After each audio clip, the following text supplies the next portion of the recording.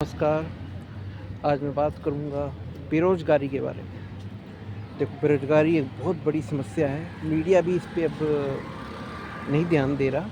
जो मुद्दे दिखाए जाने चाहिए वो नहीं दिखाए जा रहे, ठीक है? जनता का ध्यान भटकाया जा रहा है। और बेरोज़गारी देखो बेसिकली क्या है कि डिमांड एंड सप्लाई भी है और रोज़गार चाहने वाले ज़्यादा हैं, रोज़गार कम है। सरकारी क्षेत्र में तो वैसे ही बड़ा मुश्किल हो गया है।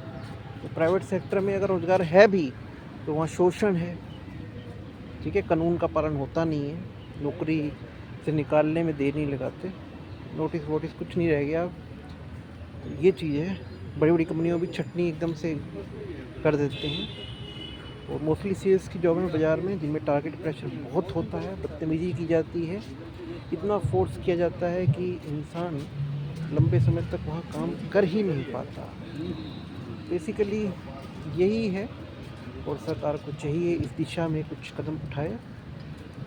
और क्योंकि बेरोज़गारी के कारण और कई समस्याएं आ रही हैं, नशे की समस्या, अपराध हो सकते हैं, ठीक है? तो उम्मीद ही कर सकते हैं, बाकी सरकार क्या करेगी हमें पता नहीं है, कि मूल मुद्दों से तो ध्यान भटकाया जाता है। सरकार का भी यही काम है कि भैया जनता वाह-वाह में लगी रहे बस, और जनता की जो आह है, जो दर्द हैं, वो सामने नहीं आते।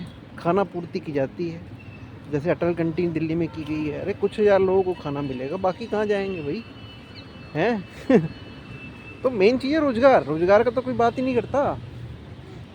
अगर रोज़गार होगा सबको, देखो या तो बिल्कुल अनपढ़ बंदा हो उसको रोज़गार मिल जाता है, वो कुछ भी कर लेगा, या जो बहुत ओवर क्वालिफाइड हैं, प्रोफेशनल्स हैं, डॉक्टर, इंजीनियर, सीए वगैरह हैं, इनको तो रोज़गार की कमी नहीं है। अब हमारे जैसे जो मिड लेवल पे हैं, जो अनपढ़ भी नहीं हैं, जो बहुत ज़्यादा पढ़े लिखे भी नहीं हैं, उनको रोज़गार की बहुत समस्या आती है। ख़ास तौर पे 35-40 साल की उम्र के बाद रोज़गार, नौकरी मिलना ही मुश्किल हो जाता है। मजबूरन उनको छोटे-छोटे काम करने पड़ते हैं, कोई दुकान या पटरी भी लगाते हैं। क्या करें, मजबूरी है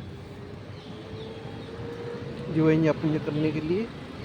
और एक डिग्निटी चाहिए इंसान को, रोज़गार हो, ठीक है? उसका भरण पोषण हो, ये ज़रूरी है।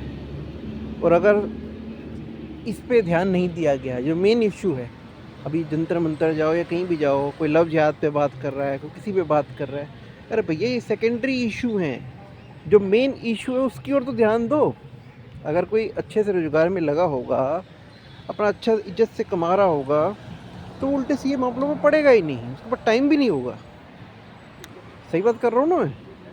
तो यही चीज़ नहीं देखी जा रही भैया।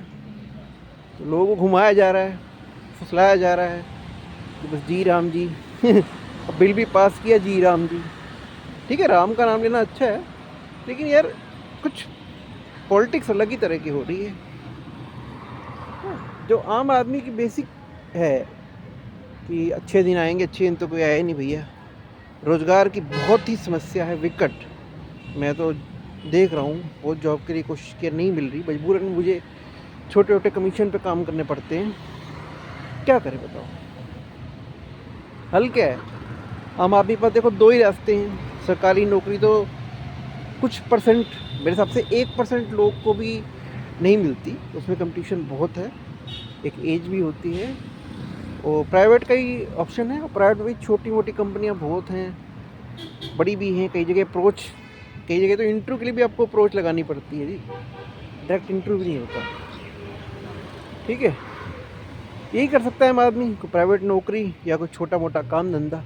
अब दुकान खोलने जाओ तो दुकान के किराए मार जाते हैं भाई। जिसकी अपनी दुकान है वो तो चला लेगा, वो तो किराएदार को टिकने ही नहीं देगा, है कि नहीं? तो बंदा क्या करे, सड़क पे रेडी पटरी के काम ही बचते हैं लास्ट में। वहाँ भी पुलिस तंग करती है, माफिया हैं, ठीक है, वसूली होती है। तो आप अच्छी चीज़ भी बेचोगे तो आपको सड़क पर सस्ते में बेचनी पड़ती है भैया, लोग विश्वास नहीं करते ना। तो यही है, दुनिया गोलमाल है। जिनके घर वालों ने करोड़ों रुपए इकट्ठे कर लिए, उनके बच्चे ऐश लूट रहे हैं, और आम आदमी दो रोटी के लिए संघर्ष कर रहा है। ये एक सच्चाई है भैया। हमारे तो घर वालों ने कुछ छोड़ा नहीं, तो हम भी फन्ने खाते। खैर, बाकी रोज़गार की एक अहम मुद्दा है जो मैंने आज जंतर मंतर पे उठाने की कोशिश की, पर किसी मीडिया वाले ने इसको लेने की राज़ी नहीं हुआ, मेरी बात को सुनने को। रीज़न क्या है कि असली मुद्दा मीडिया सामने लाना ही नहीं चाहता। तो यूट्यूब के माध्यम से ही मैं बोल रहा हूँ, देखो बेरोज़गारी है, सभी समस्याओं का मूल है।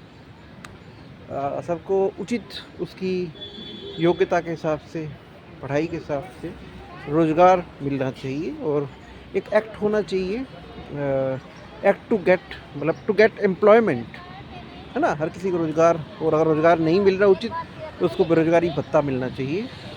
और सिंगल मैन है जिसकी शादी नहीं हुई, जिसकी फैमिली नहीं है, उसके लिए भी कोई गवर्नमेंट स्कीम होनी चाहिए कुछ। जैसे हरियाणा में सिंगल मैन के लिए पेंशन की स्कीम भी है, ठीक है। अब जो अकेला है वो खुद से अकेला नहीं है, उसको दुनिया ने अकेला कर दिया भाई, क्या करो? घर वाले अगर चले गए, अगर किसी ने उसकी शादी नहीं कराई है, नहीं की, तो मतलब वो अकेला रह ही गया ना, क्या कर सकते हैं। लेकिन रोज़गार के लिए जो सच्ची बातें मैं बोलता रहता हूँ, किसी को अच्छी लगे या बुरी लगे, आई डोंट केयर, जो सच है वो सच है, ठीक है। और विदेशों में रोज़गार की स्थिति जो है, लॉ है सख्त। ऐसे ही लोग विदेशों में पैसा खिला के भी नहीं जा रहे ना, पैसा है तभी तो जा रहे हैं, ठीक है। तो यहाँ तो कुछ है ही नहीं, मजबूरी हैं, होती हैं, देखते हैं।